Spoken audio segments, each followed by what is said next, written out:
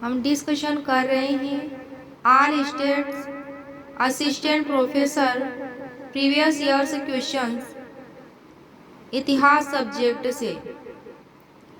Question number 1 रामायणी संहिता संबंधित है। रामायणी संहिता तो ये सामवेद से संबंधित है। इसकी 3 शाखाएं हैं सामवेद से संबंधित। इसकी कितनी शाखाएं हैं? 3 शाखाएं हैं सामवेद की। एक तो है कौथुम संहिता जो गुजरात से संबंधित है। दूसरी है रामायणीय संहिता जो महाराष्ट्र से संबंधित है। तीसरी है जैमिनीय संहिता जो कर्नाटक से संबंधित है। तो सामवेद की 3 शाखाएं हैं। कौथुम संहिता, सेकंड है रामायणीय संहिता और थर्ड है जैमिनीय संहिता। सामवेद की कौथुम संहिता सबसे अधिक प्रचलित है। नेक्स्ट है क्वेश्चन नंबर 2 एक मेवा द्वितीय ब्रह्म सूक्ति उल्लिखित है तो यह छांदोग्य उपनिषद में उल्लिखित है। छांदोग्य उपनिषद सबसे प्राचीन उपनिषद माना जाता है। छांदोग्य उपनिषद में देवकी नंदन श्री कृष्ण जी का पहला उल्लेख किया गया है। इस नाम का पहली बार उल्लेख है इसमें। एक मेव द्वितीय ब्रह्म में सर्व खलविद अर्थात ब्रह्म ही सब कुछ है कहकर अद्वैतवाद की स्थापना की गई। नेक्स्ट है क्वेश्चन नंबर 3 प्रतिलोम विवाह से उत्पन्न संतान को कौन सा दर्जा दिया जाता था? माता पिता के दर्जे से निम्न दर्जा। यह विवाह उच्च जाति की महिला व निम्न जाति के पुरुष के बीच होता था प्रतिलोम विवाह, जबकि अनुलोम विवाह उच्च जाति के पुरुष व निम्न जाति की महिला के बीच होता था। नेक्स्ट है क्वेश्चन नंबर 4 समाज के चतुर्विध वर्गीकरण का विचार प्राप्त नहीं होता है तो ये किसमें प्राप्त नहीं होता है? ऋग्वेद के नास्तीय सूक्त में प्राप्त नहीं होता है चतुर्वर्ण व्यवस्था का विचार। नेक्स्ट है क्वेश्चन नंबर 5 किन पुराणों को उनके रचनाकारों ने पुरातन इतिहास कहा है? तो वह है मत्स्य पुराण और वायु पुराण।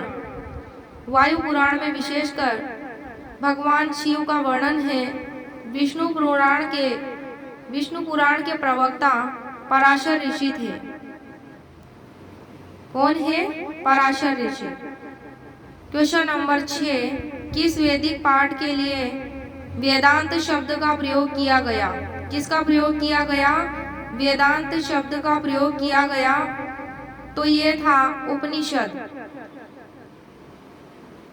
नेक्स्ट है क्वेश्चन नंबर 7 वैदिक काल में ज्योति हुई भूमि के लिए कौन से शब्द का प्रयोग होता था? तो उर्वरा शब्द का प्रयोग होता था। नेक्स्ट है क्वेश्चन नंबर 8 शब्द और उनके अर्थ। ए में है उत्तर्या, बी में है अधिवास, सी में है अजीन और डी में है वाप्ता। तो इसमें उत्तर्या का अर्थ होता था उत्तरीय। अधिवास शब्द का अर्थ समग्र पोशाक। अजीन शब्द का अर्थ वैरागियों का स्वर्ग और वाप्ता शब्द का अर्थ हजाम अथवा नापित।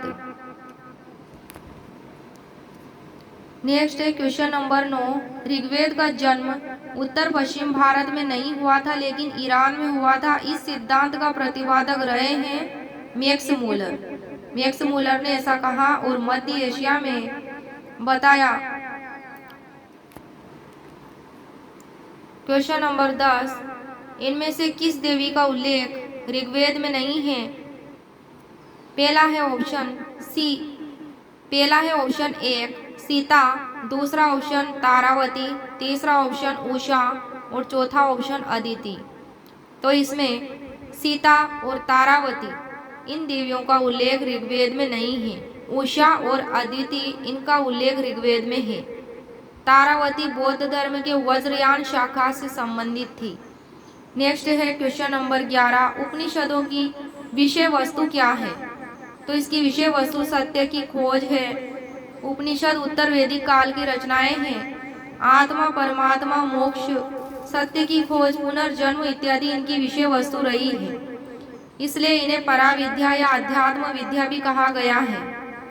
प्रामाणिक उपनिषदों की संख्या 10 मानी गई है। नेक्स्ट है क्वेश्चन नंबर 12, निम्नलिखित में से कौन से वैदिक देवता का उल्लेख बोगज कोई अभिलेख में प्राप्त नहीं होता है? तो है मरुत।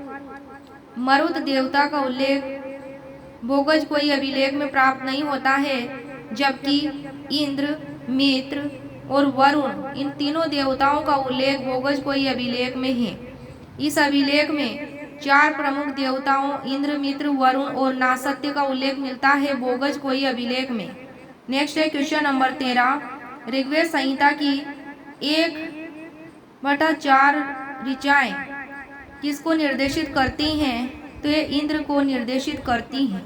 क्वेश्चन नंबर 14, किस ग्रंथ में अवतारवाद की चर्चा है? तो भगवत गीता में अवतारवाद की चर्चा है, सर्वप्रथम इसी में की गई थी। चतुर्वेह पूजा का सर्वप्रथम प्रयोग विष्णु संहिता में मिलता है। नेक्स्ट है क्वेश्चन नंबर 15, किस वेद में आहुति अर्थात बलिदान संबंधी सूत्र समाहित है? तो वह है यजुर्वेद। क्वेश्चन नंबर 16, कौन उपनिषद में वर्णित केकई जनपद का एक राजा दार्शनिक था? वह था अश्वपति। नेक्स्ट है क्वेश्चन नंबर 17, एक पुनर्विवाहित स्त्री के लिए प्रयुक्त पुनर्भू शब्द सर्वप्रथम किस ग्रंथ में दिखता है? तो ऋग्वेद में दिखता है। क्वेश्चन नंबर 18, सिंधु घाटी सभ्यता के खंडहरों का पहला आधुनिक विवरण किसके द्वारा प्रदान किया गया था? तो चार्ल्स मेसन के द्वारा प्रदान किया गया था। नेक्स्ट है क्वेश्चन नंबर 19, कौन सा एक हड़प्पा स्थल नहीं है?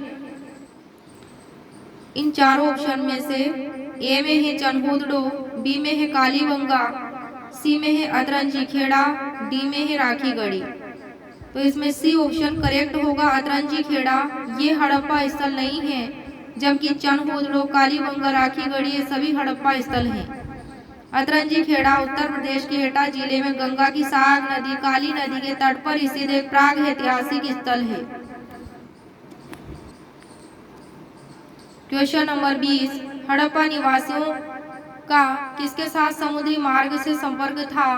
तो वह था मेसोपोटामिया से।